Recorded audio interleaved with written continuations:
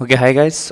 Continuing from the previous lecture, we'll be again discussing some more examples on Benzyne mechanism, and in the later part of the video, we'll be actually seeing how does the Benzyne mechanism take place. Okay, so we'll start with some more examples. We have something like OH here, and we react it with Cl2 in presence of water. Previously, we have actually discussed Br2 in presence of water when acting with phenol. Same reaction happens with Cl also. We'll get a compound something like this. I hope, because we are having a polar protic solvent, the O minus on the phenyl ring. Let's suppose one Cl has already been attached to the phenol ring. Now next what will happen is the we'll get something like this is OH, and we'll have something like this structure in which we'll have, let's say, negative charge on this carbon or this carbon atom, and this will again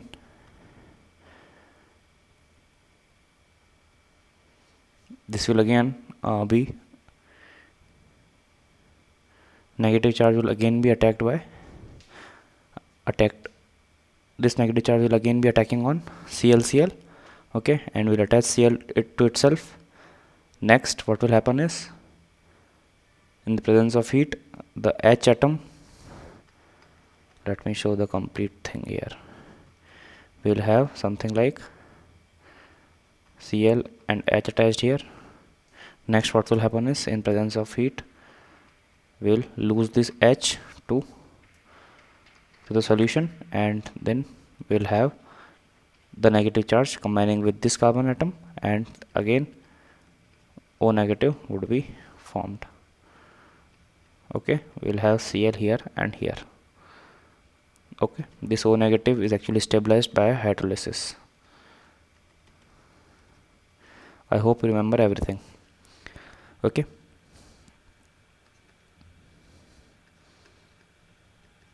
we have something like this, and what will actually happen in this case, we have discussed so many times that ring expansion will take place, and how it will do is we'll have something like this. Now what actually happens is, to reduce the steric hindrance or reduce the strain, the angle strain which is caused in the cyclobutane ring, will have something like this bond goes to the carbon atom between this and this, resulting in positive charge at, or rather we can actually say that, just to have symmetry, we can have that this bond actually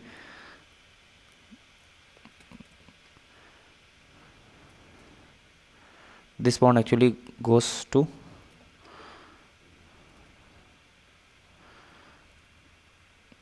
this carbon atom and this carbon atom, creating a positive charge at this carbon atom. Okay, so in this the ring strain is reduced. Okay, so now let us start or talk about the mechanism of benzene or benzyne mechanism.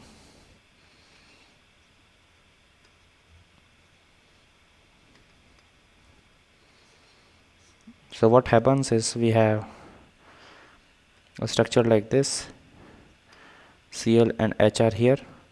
What happens next is, we have OH minus and we are heating this. What this OH minus does is, it actually attacks on this hydrogen. Meanwhile this Cl will get removed from the phenyl ring, and these two carbon atoms will form a triple bond between them. So let us start it slowly. So this is the C star atom, or C star is nothing but C14, okay, isotope of carbon. Okay, so let us see the first step.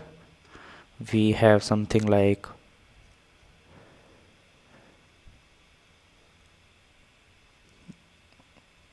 this H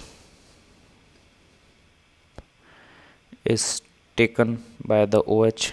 Okay, we get a negative charge here, and this Cl actually gets removed. We have something like this, so we get a benzyne. On this benzyne, again OH minus will attack, okay, onto this triple bond, and we'll get something like this is structure. Okay, and I forgot to draw the star carbon atom here. This is the star carbon atom. Okay, so again this negative charge will actually H plus was removed here. Negative charge will actually attack on the H plus and will get converted into again benzene ring, star carbon atom here, and OH here, right? So in this step we had actually two options. OH minus can either attack on this carbon atom, or OH minus can actually have attacked on the star carbon atom. Had it attacked on the star carbon atom, what would have been the case then? We would have something like this. On the star carbon atom we have OH attached, and this negative charge will again attack on H plus to get converted into again benzene and star having OH. So this is the Benzyne mechanism. Okay, so next let us talk about what will actually happen when we doesn't have a alpha hydrogen. When we doesn't have a alpha hydrogen, like in this example we have Cl here, OCH3 here, and CH3 here. In this case no alpha hydrogen is there, so where will this OH minus attack? It will not attack on this carbon atom, hence it will not show Benzyne mechanism. Okay, so this completes our Benzyne mechanism part. At the end I would like to give some notes on our previous lectures. So suppose how do we see the rate of electrophilic substitution reaction in aromatic compounds? So rate of electrophilic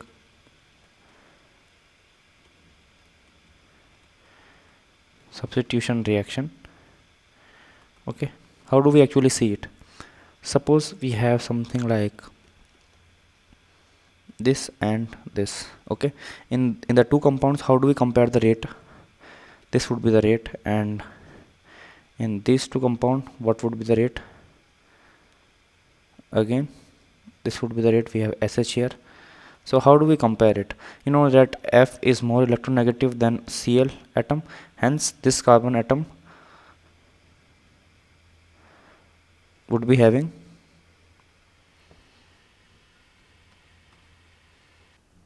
but although F atom is more electronegative than Cl atom, but down the group do we see the electronegativity, or do we see which is more stable? I think F minus is less stable than Cn minus. Okay, so we don't see the electronegativity order, we see the stability order. Okay, so it is equivalent in saying that F positive would be more stable than Cl positive.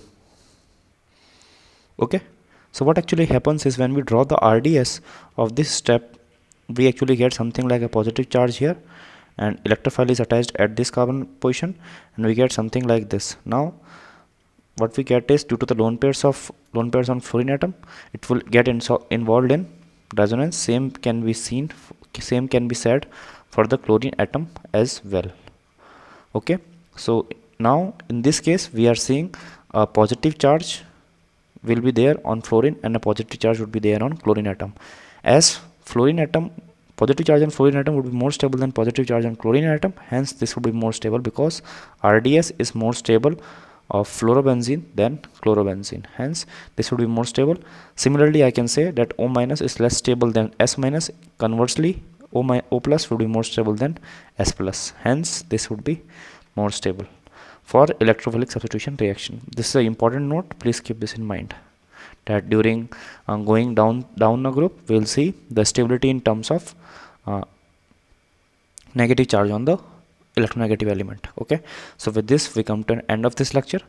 In the next lecture we will be covering up deazotization of amine. Till then, good luck and goodbye.